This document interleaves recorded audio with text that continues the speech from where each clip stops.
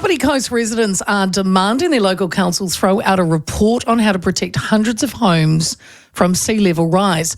They in Kāpiti Coast District Council have been at loggerheads for more than a decade over attempts to map out areas that are most at risk over the next century. Now, a panel of experts led by former Prime Minister Jim Bolger held more than 20 community sessions around the region to try and settle the issue.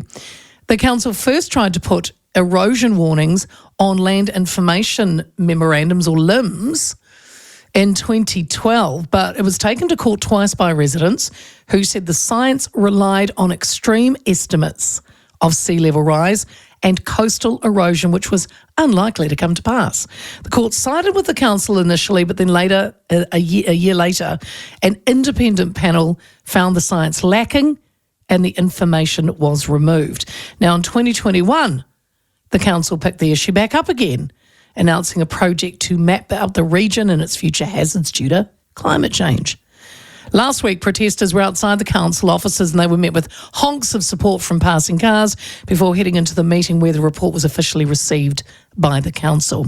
Now, the report itself followed more than a year's work by the panel, known as Coastal Advisory Panel, or CAP, and laid out a range of options for the district's future, from engineering solutions to, wait for it, full-on retreat, which would see people forced to leave their homes. Front of mind for some who opposed also was insurance. Fearing this report will be an excuse to refuse to cover their homes. I mean, a lot's gone on. It's a lot to take in. Raumati Community Board chairperson is Bede Laracy, and he joins me now. Hello, Bede. Good afternoon, Leah. How are you doing? Thanks for hanging in there. I just had to give, kind of the going back to how long this goes back and what's been happening. So this has been going on for some time. What is at stake here, Bede, and what are the residents concerned about the most? Well, yeah, there is a lot at stake, and there's quite a bit to introduce, as you've sort of noted there. Really, there's a lot at stake, and there's a lot at stake particularly for Raumati. It's one of those issues where it's driven effectively by the science around climate change and the sectors of the community that believe in climate change and are anxious to see action take place. They want to see this sort of process go forward, whereas the sectors of the community that aren't so keen on climate change science don't really want to see it move forward. And that's kind of the heart of the debate here. And what's at stake? I mean, certainly the objection is that if this all goes forward, then we're going to spend a lot of money potentially saving ourselves from impacts that never come to pass. And one of the big issues, and you've touched on it there, is insurance. There's a bit of a dispute as to whether it's actually having an impact on insurance or not. So the council says that they've held 20 community sessions around, the region to try and settle it. They've held in-person and online meetings, received over 4,000 pieces of feedback. They've drawn on a range of technical experts. I mean, that seems like a lot of feedback to me, for me, Bede. So, I mean, one could say they've tried to get the full picture, or does that not impress? You're certainly right in terms of the amount of feedback. I think there's a note there saying they got around 3,900 pieces of feedback across the community, and that is quite a bit. It's certainly a lot of information to sift through, so it wouldn't be fair to say that the council hasn't consulted with the community on this issue. There have been some issues in terms of whether it's enough and whether it's reaching the right sort of people, and of course those debates are always at stake when the council tries to consult. In Raumati, we did our own with the community board. We set up a couple of meetings, invited the CAT panel to present, and had some Q&A sessions. Both of those went for about 2 hours and were really well attended.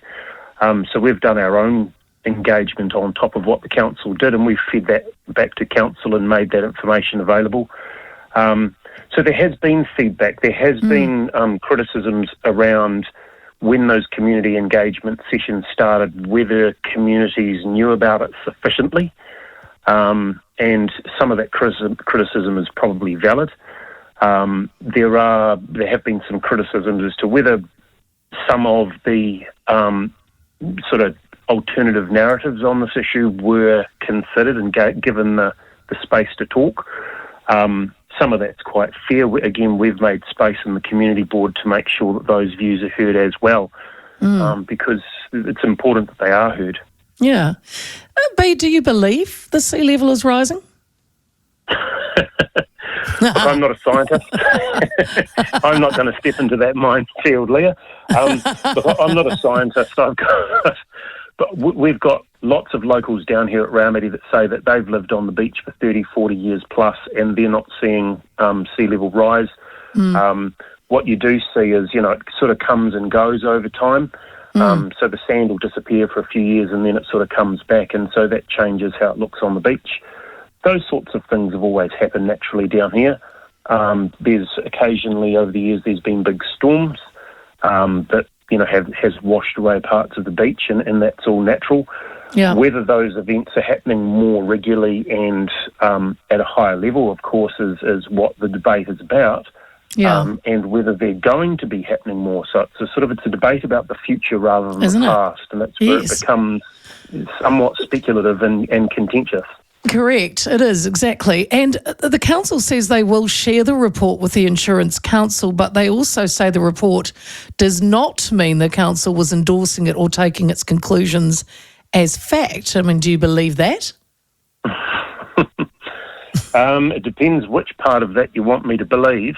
The report itself is publicly available, so even now you can click on the link and download the full report. It's not being hidden, so it's publicly available. Yep. There has been the question, really the question is this: if this is all happening and this is signalling a higher risk level, are insurance companies therefore viewing that risk level as greater and adjusting their insurance premiums accordingly? Yeah. Now, the Insurance Council is saying what they're doing is effectively they're assuming a higher level of risk around the country, but where there are communities that are doing this sort of process and communities are looking like they will take steps to adjust and adapt, then that potentially lowers the risk level and therefore lowers the increase in insurance premiums.